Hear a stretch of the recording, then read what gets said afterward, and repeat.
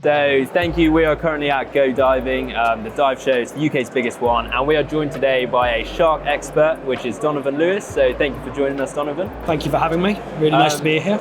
It's fantastic to have you here. And could you just start off by telling the people who are watching, the people who are listening, a bit about yourself? So who are you, what do you do, why do you love sharks?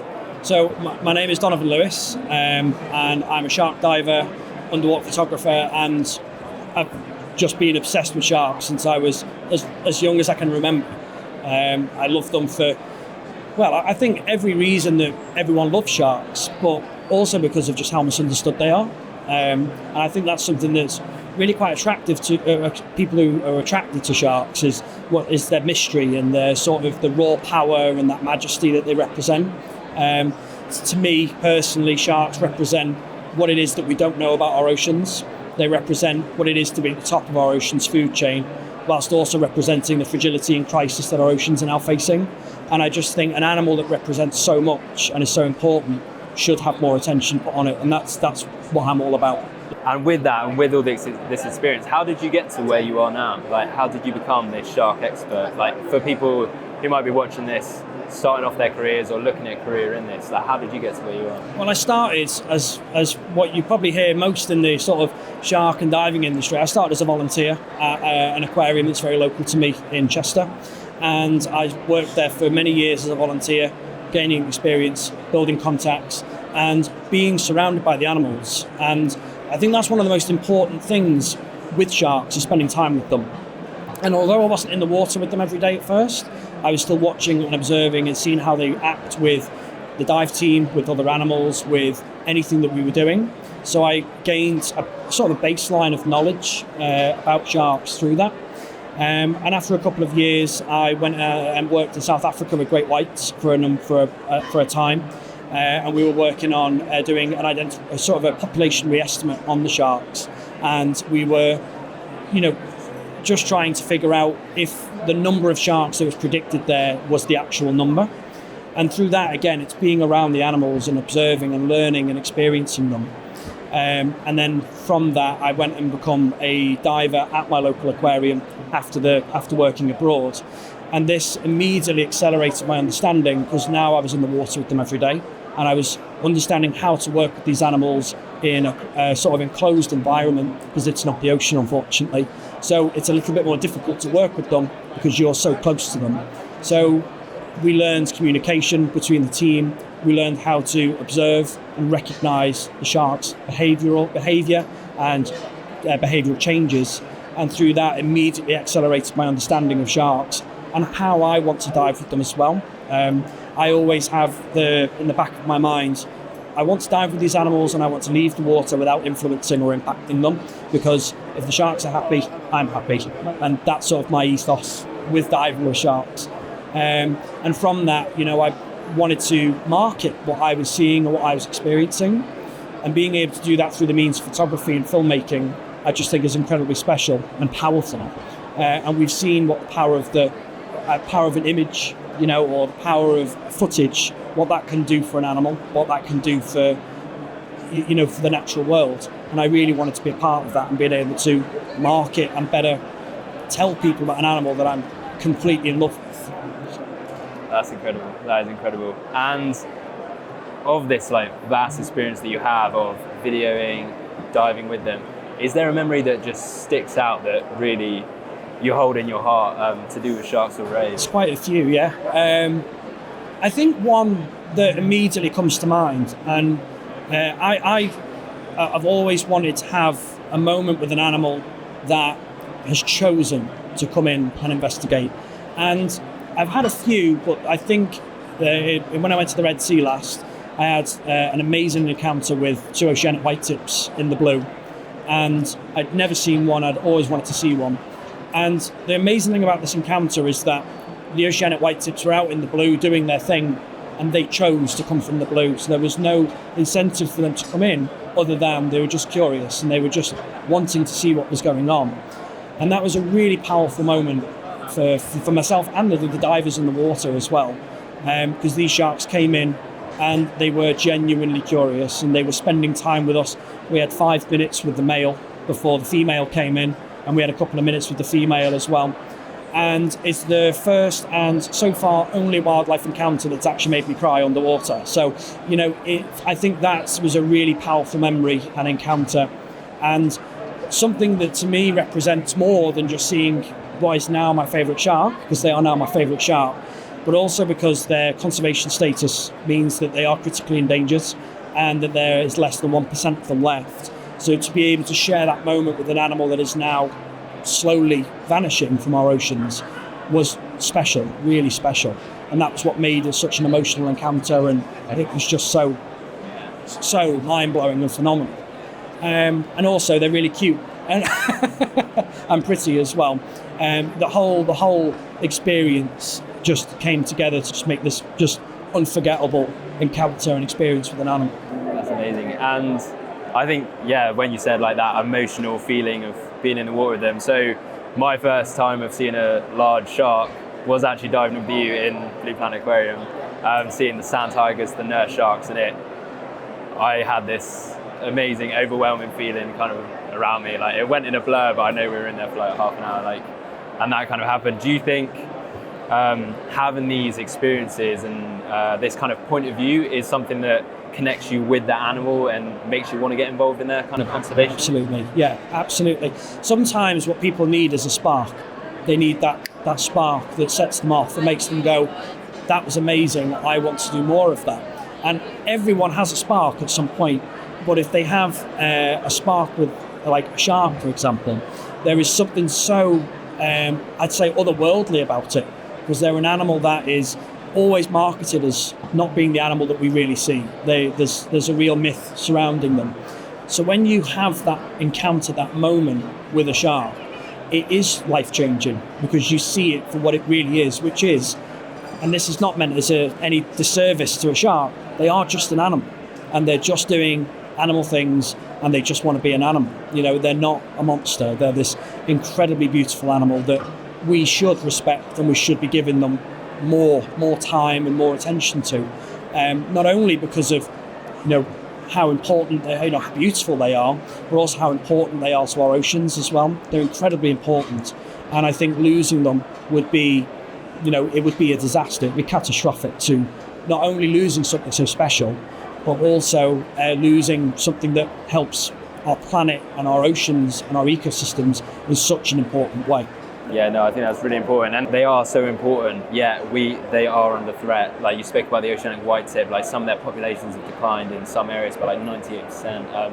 And then oceanic sharks and rays, their populations have declined by like 71% in the last 50 years. Like, sharks are the second most threatened vertebrate species, like behind amphibians and stuff.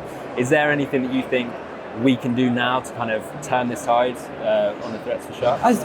I think better fisheries management, and and this is one thing that I love about the Shark Trust, is the work that's being done every day, and the incredible work that's going on behind the scenes in order to further our understanding and further the protection of sharks. That's why I really love what the Shark Trust does. And I also think better fisheries management, and also for it to accelerate. I would say, again, no disservice to the guys working on putting legislation in place, but sharks they don't have a lot of time left. And if we spend time talking about stuff and delaying vital pieces of legislation, we could lose them before we actually put measures in place. And I think that if we were to accelerate what we do and strengthen legislation that's already there as well, I think it's vital, and closing those loopholes is better to protect sharks. And then for the general public who may never have seen a shark, go out and see one. Go out and have that moment, have that connection, and I can guarantee that anyone who dives with a shark will change their viewpoint in some way. And I think the power of the general public, that again, this is why photographs and footage are so vital, it's so important at changing people's perspectives, creating that public pressure and helping make things happen faster. Because we've seen it happen in the past with whaling. Huge amounts of public pressure came in, whaling was banned. And I think if we had a similar thing to whaling, we could get a ban, or at least a much tighter restriction on shark finning faster. So that's my viewpoint on it. That sounds amazing, yeah. And obviously the work that we do, and you've worked with us on it. So we've got the Big Shar Pledge, which is about getting this community of shark conservationists to be the voice for sharks, so that we can pressure governments to get those kind of restrictions in. And if you were, say you were a new diver who's just coming in, or you met a new diver who's just coming in, they want to dive with sharks to get that connection, to join that kind of voice. Is there anywhere that you would recommend them going to dive with sharks to kind of have their first experience? It depends. And I want to say the ocean, but it's the ocean so vast, isn't it? So it really depends on what people want to see, I think. And there's over 520 species to choose from, so choose one. But I think, if you wanted to see white sharks, for example, you would go to South Africa or Australia and Guadalupe. And from working in South Africa, I can vouch for how phenomenal the place is for seeing them, and how awe-inspiring white sharks are as well. For oceanic white tips, I would recommend places like the Red Sea or Cat Island in the Bahamas. Tiger sharks, Fuvahmulah in the Maldives, Tiger Beach, Bahamas. Or if they wanted something a bit closer to home, Cornwall to see blue sharks, same as in Pembrokeshire, blue sharks, and Scotland for basking sharks, and maybe aquariums such as Blue Planet Aquariums can do a dive with the sharks there as well. Yeah, and I can fully recommend that. Like, obviously, when you took me on there, absolutely changed my life really. It was one of my happiest memories of being with a shark. Out of 10, what would you score it? Oh, beyond 10. It was incredible. It was incredible. Like, you can't see it because I'm not on camera, but it was a couple of feet away from me, like this massive, 3-meter sand tiger shark. And it's the eye contact they give you as well. It's just like, you know that they're looking at you. You know that they're there, and I think that kind of them having their personality, them and people seeing that, I think that's one of the things that makes you like, oh my god, this is an animal that we should be protecting. It's not just this thing that is in the sea that we see on TV and stuff like that. It is this entity that lives, thinks, and absolutely. Stuff like that. So yeah. And the sand tigers, there's no words for them. They just are awe-inspiring, beautiful, incredible animals, aren't they? And they're just, I completely agree. And I was so happy that I was on that dive with you, because I remember us speaking before the dive and you're like, I've never seen a shark and I've always wanted to see one. And then to see the spark is in the tank was phenomenal. That was really, really nice to see. And that's actually one of the things that I really live for as a shark diver and taking people diving, is that spark. So to see that from yourself, and then to go back to helping protect sharks at Shark Trust, it's such a wonderful combination, an amazing thing to see. It's like, it was such an awesome thing to see. It was great. I absolutely loved it. Now, technically, you did already say it, so I'm going to ask you to say another shark. So we asked, what is your favourite shark and why? I mean, you could say oceanic white-tip again, but you could give another one. I actually got asked this question before I dived with oceanics, and I'll give that answer because it is still kind of true, in that my favourite shark is all sharks. And the reason why all sharks are my favourite is each one is unique, each one is fantastic and perfectly adapted to do what it does. And I like the uniqueness of each species rather than, I like great whites because they're awe-inspiring. Great whites are phenomenal animals, but I love all. And every time I see a shark, I get giddy, just from there's a shark. Even people overlook them, but cat sharks here in the UK, every time I see one, I get excited because they are unique, they are beautiful, and they're incredible in their own amazing way. And I think we should be celebrating that diversity and uniqueness as well. Yeah, that's fantastic. Thank you for joining us for this interview. If people wanted to get into contact with you, because you do give shark talks and stuff like that, have you got social media that they can contact you on or anything like that? Yeah, absolutely. They can get in touch with me through my Facebook page, which is Donovan Lewis Photography and Media. And my Instagram is @Donovans_reefs. And if anyone ever wanted to get in touch about anything, feel free. I'm happy to talk all sharks, everything sharks with them. Fantastic. Thank you very much for joining us again, Donovan. Anytime. Thank you. Have a good rest of your day. Hey, I'm Hetty. Thanks for listening to the Shark Trust podcast. Did you know that you can support our work protecting sharks and rays? Here's just some of the ways you can help today. Join our community of passionate shark supporters and gain access to exclusive events and content by becoming a Shark Trust member. You can adopt these incredible animals, directly supporting our conservation efforts and research projects. Make a donation today. Every donation makes a huge difference. Your contribution will go towards funding our vital work all across the world. And finally, if you want to get more hands-on, you can take part in our citizen science projects. Your data and observations are invaluable to understanding the world of sharks. Together, we can make a difference. Visit our website to find out more and take action today.